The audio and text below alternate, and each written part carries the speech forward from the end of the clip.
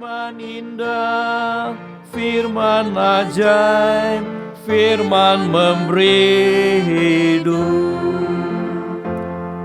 Waktu dan tempat saya persilakan penginjil Andre.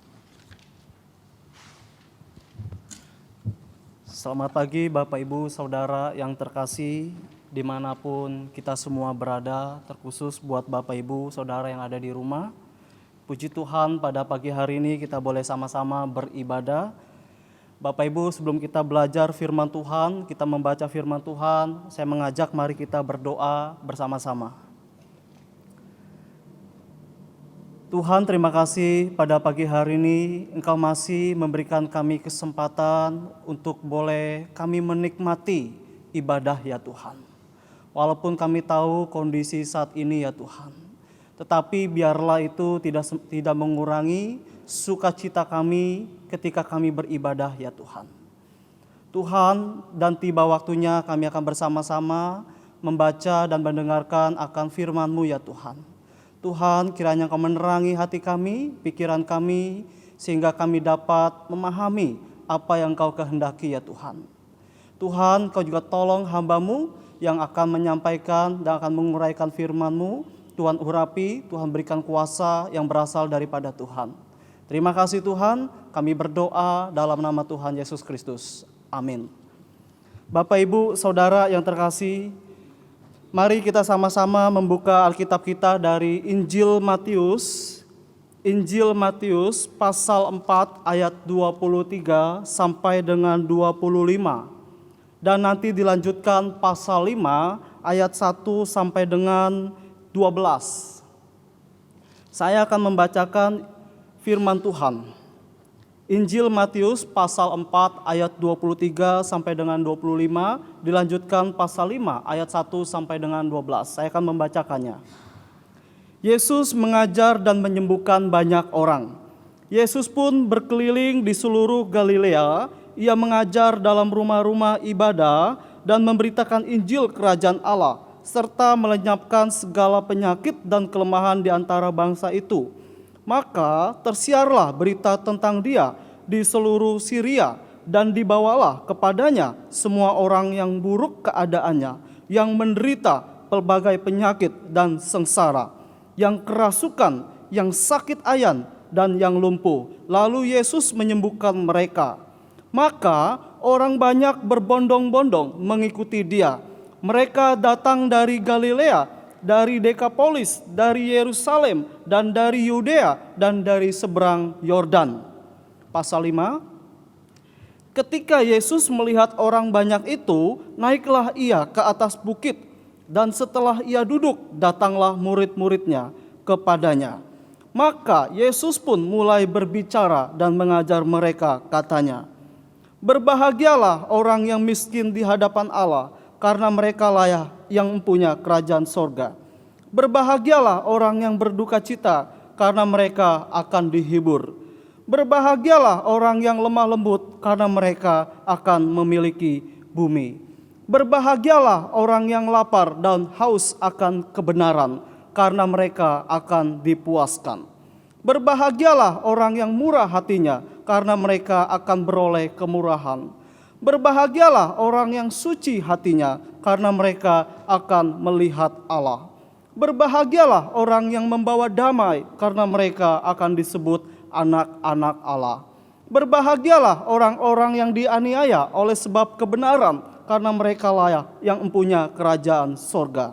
Berbahagialah kamu jika karena aku kamu dicela dan dianiaya, dan kepadamu difitnahkan segala yang jahat. Bersukacita dan bergembiralah, karena upahmu besar di sorga. Sebab demikian juga telah dianiaya nabi-nabi yang sebelum kamu." Bapak Ibu Saudara yang terkasih, pada pagi hari ini tema khotbah renungan firman Tuhan adalah tentang rahasia kebahagiaan sejati. Rahasia kebahagiaan sejati. Tadi saya sudah membacakan dari Injil Matius, terkhusus pasal 5 ayat 1 sampai dengan 12. Tetapi saya tidak akan membahasnya secara satu persatu. Namun ada ayat kunci yang ingin saya tekankan, yaitu di ayat 3. Dikatakan, berbahagialah orang yang miskin di hadapan Allah, karena merekalah yang mempunyai kerajaan sorga. Bapak Ibu yang terkasih, setiap orang tentu mengharapkan kehidupan yang penuh dengan kebahagiaan. Berbagai cara mungkin akan dilakukan, akan dikerjakan untuk mendapatkan yang namanya kebahagiaan. Tetapi Bapak Ibu yang terkasih, ironisnya tidak sedikit orang-orang yang hidupnya nampaknya penuh dengan kebahagiaan, memiliki segalanya, mungkin harta materi yang berlimpah, pasangan hidup, anak dan sebagainya. Tetapi ternyata ketika ditanya, apakah kamu punya kebahagiaan? Dia berkata, di dalam hati saya seperti tidak ada kebahagiaan. Bapak Ibu yang terkasih, mengapa ada orang yang bisa demikian, memiliki segalanya tetapi dia merasa dia tidak punya kebahagiaan? Bapak Ibu yang terkasih, dunia kita yang materialistis ini terus memburu yang namanya kebahagiaan. Semakin dikejarnya pengetahuan, maka semakin sedikit hikmat yang dimiliki oleh seseorang. Semakin dikejarnya ekonomi, kekayaan, maka semakin tidak puas orang tersebut akan sebuah kebahagiaan. Kita seperti gelombang lautan yang tidak pernah diam, Bapak Ibu yang terkasih, selalu mencari kedamaian dari sekelumit kesenangan di sana, tetapi semuanya ternyata tidak ada satupun hal yang dapat memuaskan batin kita. Bapak Ibu yang terkasih, oleh sebab itu usaha mencari kebahagiaan akan terus berlangsung. Manusia akan terus mencarinya, manusia akan saling berdusta, manusia akan saling mencuri, akan saling menyakiti. Untuk apa? Untuk mencari kebahagiaan. Mungkin dia berpikir bahwa saya dengan melakukan itu semua, saya mengejar secara mati-matian. Ternyata itu tidak dapat juga memberikan satu kebahagiaan yang sejati. Mengapa bisa demikian, Bapak Ibu yang terkasih? Bapak Ibu yang terkasih, setiap orang telah kehilangan makna kebahagiaan sejati. Ketika kuasa dosa merusak segala pranata kehidupan manusia yang diciptakan segambar dan serupa dengan Allah, maka disitulah kebahagiaan dikaburkan maknanya. Mungkin dunia akan melihat bahwa kebahagiaan itu selalu identik dengan yang namanya kelimpahan, harta kekayaan, materi dan sebagainya. Tetapi manusia rohani, orang-orang percaya, anak-anak Tuhan yang dewasa di dalam iman, tidak memandang hal-hal itu sebagai sebuah kebahagiaan yang harus dikejar secara mati-matian. Dan bahkan orientasi hidupnya dicurahkan di situ. Bapak Ibu yang terkasih, kebahagiaan sejati akan terus mengalir seperti sumber aliran air hidup yang tidak pernah kering. Di segala musim kebahagiaan itu akan terus terasa oleh orang-orang yang hidup dekat dengan Tuhan. Kebahagiaan seharusnya menjadi hak setiap orang, tetapi ironisnya tidak semua orang dapat menikmatinya. Bapak Ibu yang terkasih, Blaise Pascal, seorang filsuf abad 16, percaya bahwa ada satu kekosongan di dalam hati manusia yang tidak dapat dipenuhi oleh sesuatu yang diciptakan. Artinya apa? Tidak ada sesuatu pun apa yang diciptakan oleh Tuhan dapat memenuhi hasrat di dalam diri manusia. Hanya Allah saja yang di dalam Kristus Yesus yang dapat memenuhi kekosongan hati manusia. Saya setuju dengan pendapat ini, Bapak Ibu, bahwa tidak ada satupun termasuk kekayaan materi apapun yang dapat memberikan kepuasan hasrat di dalam diri manusia. Semakin manusia mengejarnya, maka semakin terasa tidak puas itu. Dan terus mengejar, kekosongan di dalam diri manusia hanya dapat diisi oleh Yesus Kristus. Bapak Ibu yang terkasih, mengapa tidak semua orang dapat menikmatinya? Mengapa semua orang tidak dapat merasakan kebahagiaan tersebut? Tuhan Yesus memberikan satu pengajaran untuk memahami tentang rahasia hidup yang berbahagia. Kalau kita memperhatikan di dalam bacaan firman Tuhan, di sini Tuhan Yesus sesungguhnya sedang memberikan satu pengajaran untuk kita dapat memahami tentang rahasia hidup yang berbahagia. Walaupun pada faktanya Bapak Ibu yang terkasih, bahwa konsep kebahagiaan ini berbeda dengan konsep dunia. Sekali lagi, konsep kebahagiaan yang Tuhan Yesus tawarkan berbeda dengan konsep kebahagiaan yang dunia tawarkan. Dunia selalu mengukur kebahagiaan itu dengan standar-standar materi, dengan standar kepuasan, tetapi Tuhan tidak demikian. Di dalam faktanya pada saat itu justru kalau kita memperhatikan di dalam Matius pasal 4, di situ dikatakan bahwa pada saat itu orang-orang kehidupannya di situ sangat menderita, sangat miskin, buruk keadaannya. Ada yang sakit, berbagai macam penyakit, ada yang lumpuh, ayan. Tetapi di dalam kondisi demikian Tuhan berkata, berbahagialah. Nah Bapak Ibu, ini adalah kebahagiaan yang Tuhan mau. Kebahagiaan sejati yang tidak dipengaruhi oleh kondisi apapun. Kebahagiaan yang tidak terpengaruh oleh situasi. Mungkin saat ini kita sedang mengalami penderitaan, kesulitan, dan sebagai macam hal yang membuat kita sulit. Tetapi sekali lagi, sama seperti pada saat itu, Tuhan berkata, berbahagialah. Bapak Ibu, ketika saya merenungkan, mempersiapkan bagian firman Tuhan ini, saya merefleksikan di dalam diri saya. Mungkinkah ketika saya menderita, atau mungkin ketika saya kelaparan, tidak punya apapun, harus saya makan, saya bisa berkata, saya masih dapat berbahagia di dalam hati saya. Secara manusiawi tentu saya akan berkata, saya tidak bisa. Enggak mungkin saya bisa berkata saya berbahagia. Dan pada faktanya saya mengalami penderitaan. Tetapi ini yang Tuhan mau. Kebahagiaan yang demikian yang Tuhan mau di dalam kondisi seperti ini. Untuk tetap merasa berbahagia dan bersukacita. Bapak Ibu yang terkasih, kebahagiaan berasal dari kata bahagia. Yang berarti suatu perasaan, keadaan, pikiran yang ditandai dengan kecukupan, kesenangan, di dalamnya ada cinta, dan terus menerus cinta itu dirasakan di dalam hati manusia. Kesenangan itu terus secara intens dirasakan oleh manusia. Ini adalah kebahagiaan secara umum, definisi kebahagiaan secara umum. Bapak Ibu yang terkasih, Aristoteles mengatakan bahwa kebahagiaan itu tergantung dari apa yang dirasakan pada saat itu, tergantung daripada kondisi pada saat itu. Apa maksudnya Bapak Ibu?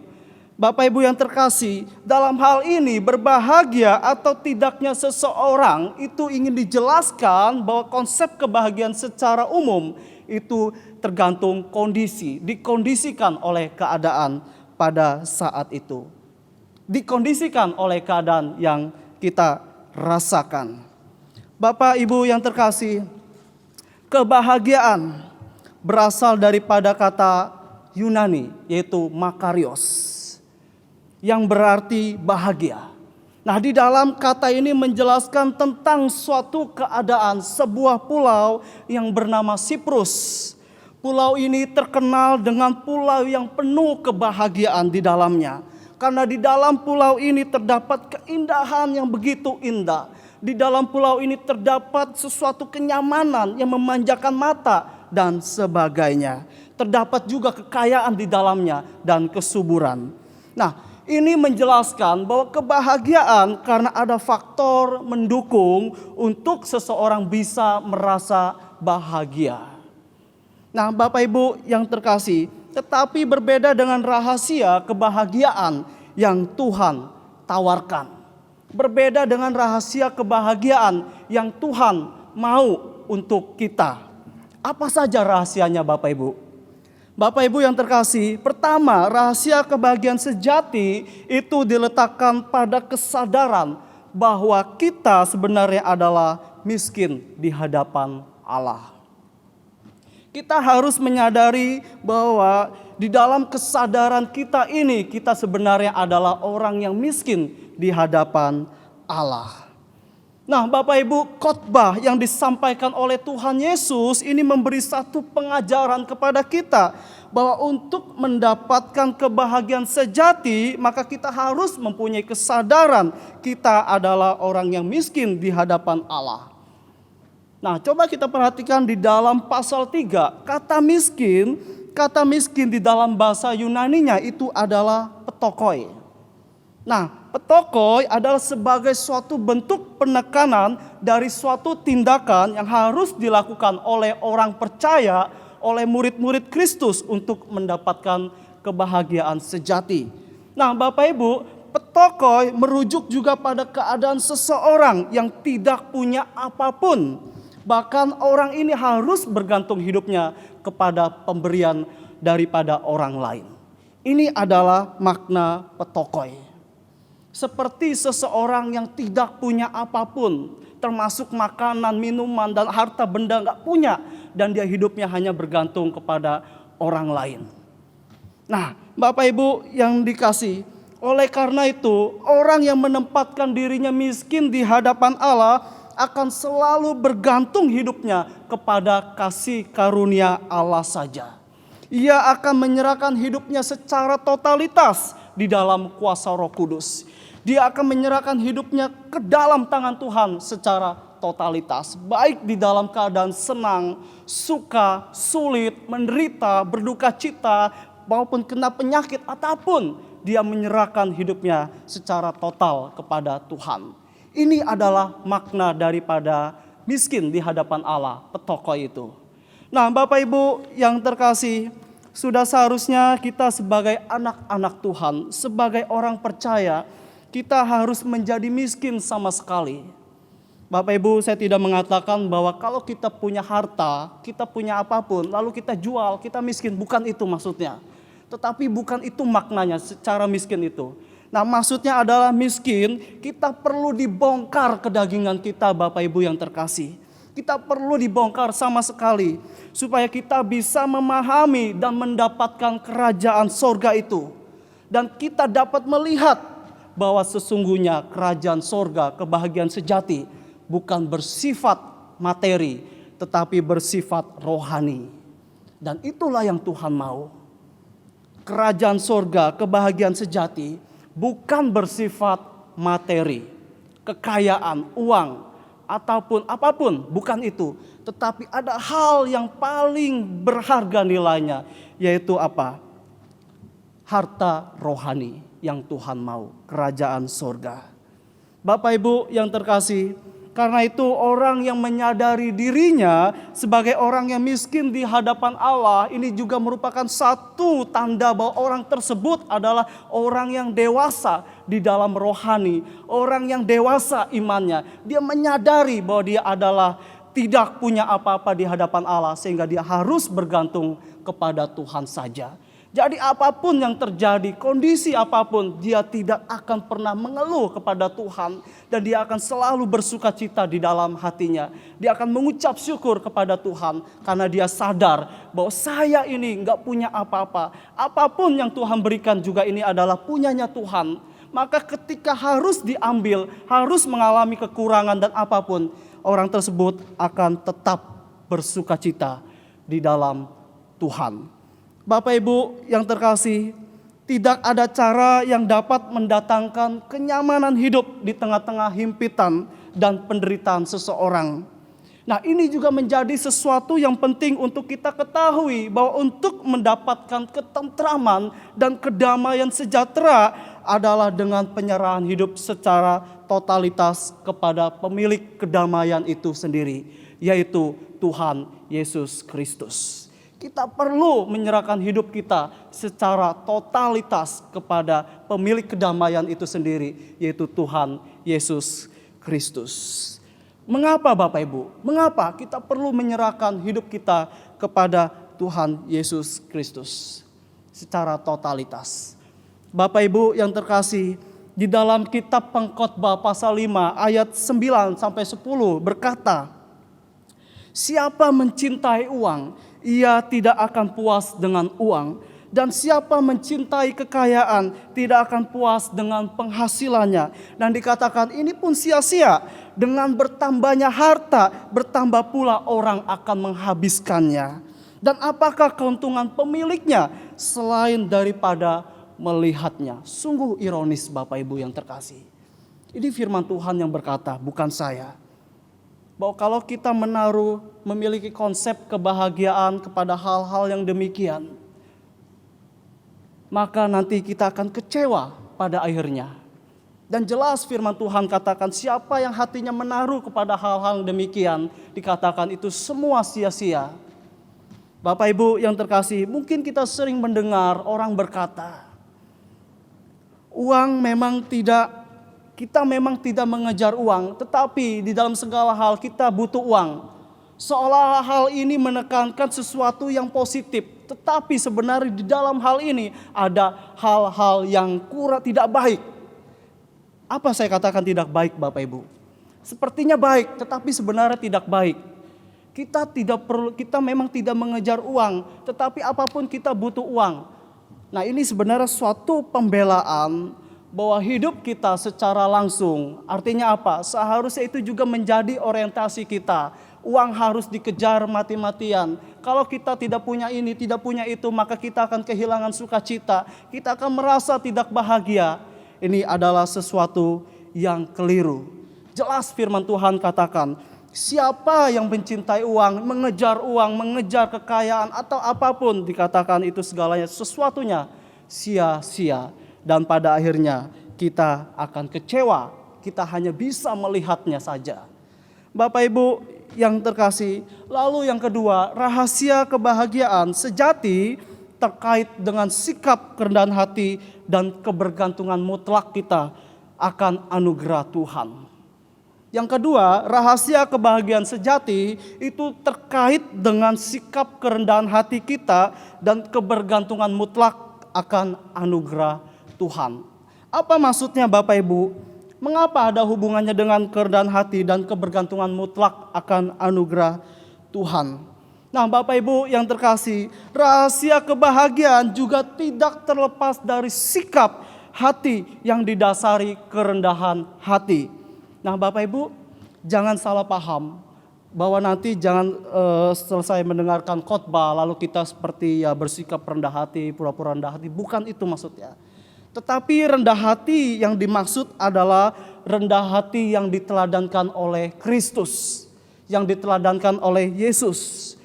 Kalau kita membaca di dalam Filipi pasal 2 ayat 7 dan 8, di situ bagaimana Yesus merendahkan dirinya di hadapan manusia. Dia rela disalib. Bahkan bagi orang Yahudi itu adalah sesuatu kutuk, orang yang disalib. Tetapi Yesus rela dia disalib untuk manusia yang berdosa. Tetapi ketika Yesus merendahkan dirinya justru dia ditinggikan oleh Allah Bapa. Nah Bapak Ibu yang terkasih, sikap satu kerendahan hati adalah sikap satu yang mutlak yang harus dimiliki untuk kita dapat merasakan kebahagiaan sejati. Mengapa Bapak Ibu? Mengapa? Bapak Ibu yang terkasih, bukankah berbagai macam masalah itu disebabkan karena seseorang yang selalu mempunyai sikap yang merasa paling benar, sikap yang paling tinggi hati daripada orang lain. Bapak Ibu yang terkasih, adalah suatu kebahagiaan apabila kita mempunyai sikap rendah hati. Mengapa? Karena di dalam kerendahan hati tidak ada yang namanya konflik antar manusia. Tidak ada tindakan-tindakan yang mementingkan diri sendiri, yang menganggap diri lebih tinggi daripada orang lain. Tidak ada hal-hal yang negatif, tidak ada gesekan-gesekan. Mengapa Bapak Ibu? Karena di dalamnya ada kerendahan hati dan saling merendahkan hati. Coba kalau semua orang saling meninggikan diri, saling menonjolkan dirinya, pasti ada konflik kemanusiaan di dalamnya. Ini adalah kebahagiaan sejati, rahasia kebahagiaan sejati. Salah satunya adalah belajar rendah hati seperti Kristus yang sudah merendahkan dirinya di kayu salib. Bapak Ibu yang terkasih, semangat kerendahan hati adalah lambang dari orang yang bersedia menerima panggilan, menerima aliran-aliran berkat yang berasal daripada Tuhan.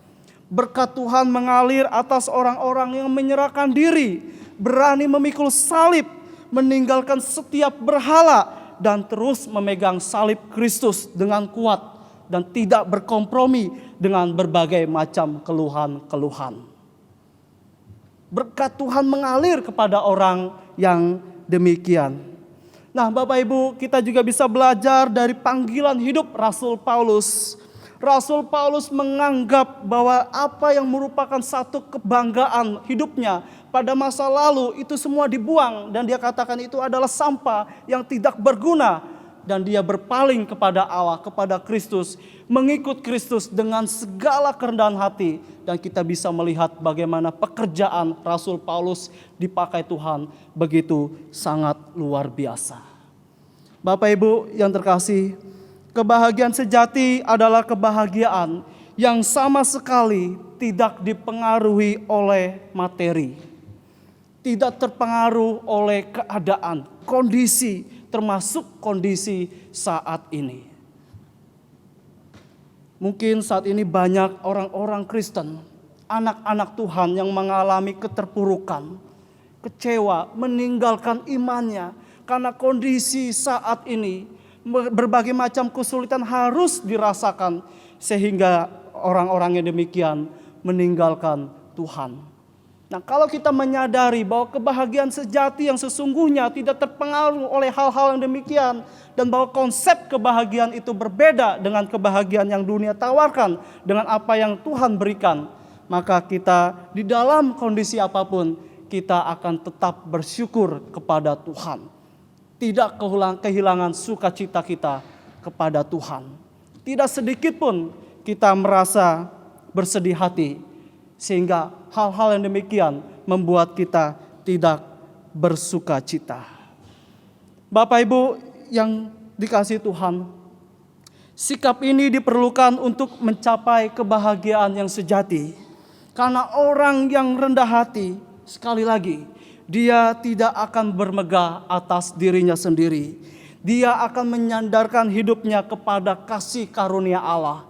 Dia akan bergantung secara totalitas kepada anugerah Tuhan. Apapun kondisinya, dia menyadari bahwa hanya Tuhan yang sanggup menyelamatkan dia. Orang yang rendah hati akan bergantung kepada Allah dan menjadikan prinsip hidup miskin di hadapan Allah sebagai suatu kebahagiaan buat dia. Sehingga tidak terpengaruh imannya, apapun tidak terpengaruh kondisi jiwanya. Bapak Ibu yang terkasih, ada hal yang paling utama. Apa hal yang paling utama? Kebahagiaan orang percaya, kebahagiaan anak-anak Tuhan, murid-murid Kristus adalah sekali lagi bukan masalah materi atau apapun. Tetapi ada hal yang paling berharga nilainya, yaitu memperoleh kerajaan sorga. Ini adalah harta yang paling berharga yang Tuhan berikan kepada setiap orang yang percaya kepada Kristus, kepada anak-anak Tuhan, yaitu harta kerajaan sorga. Kerajaan sorga menjadi sebuah kebahagiaan kita sebagai harta rohani yang paling berharga nilainya, karena di dalamnya penuh dengan kuasa dan kelimpahan.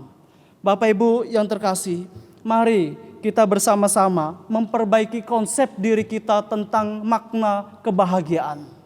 Saya sangat sedih kalau ada orang berpikir bahwa kebahagiaan itu selalu identik dengan kelimpahan, kebahagiaan itu selalu identik dengan kecukupan, kesehatan. Kalau dia sehat dia bahagia. Bagaimana kalau seandainya kita mengalami penderitaan? Kita mengalami kekurangan, apakah kita akan kehilangan sukacita kita? Nah, ini yang sedang diterangkan oleh Kristus kepada Yesus.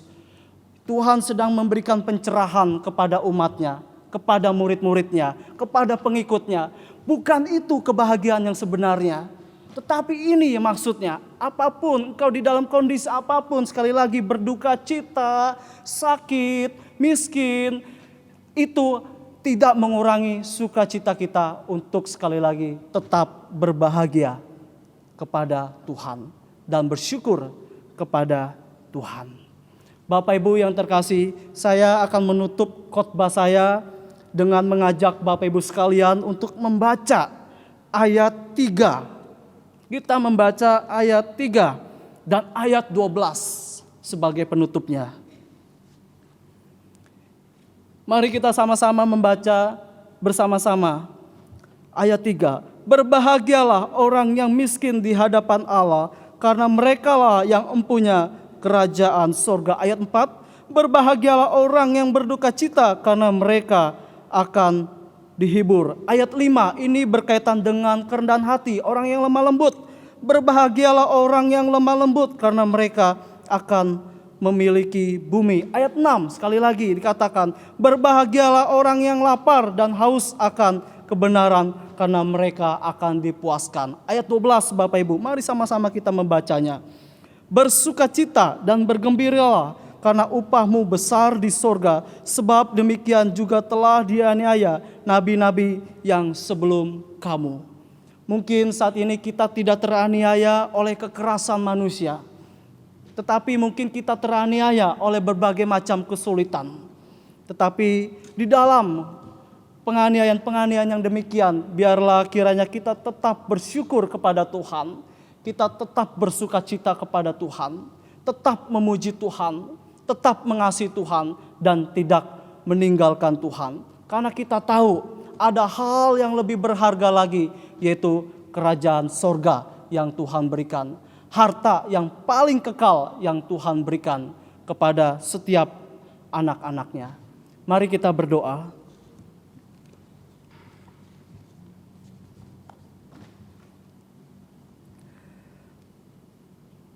Bapa kami yang bertata di dalam kerajaan sorga, Tuhan, pada pagi hari ini, pada saat ini kami sudah boleh belajar dan mendengarkan akan firman-Mu ya Tuhan. Ada banyak hal yang terkadang kami keliru ya Tuhan. Ada banyak hal yang terkadang di dalam pemikiran kami salah ya Tuhan. Mungkin selama ini kami memahami bahwa kebahagiaan itu adalah di mana kondisi ketika kami mengalami hal-hal yang menyenangkan. Bahwa kebahagiaan itu adalah kondisi di mana kami sedang berada di dalam kelimpahan dan kecukupan. Tetapi justru Tuhan berkata melalui firman-Mu ya Tuhan, kami boleh dibukakan, pikiran kami boleh diterangkan ya Tuhan, bahwa sebenarnya kebahagiaan yang Engkau mau bukanlah kebahagiaan yang demikian.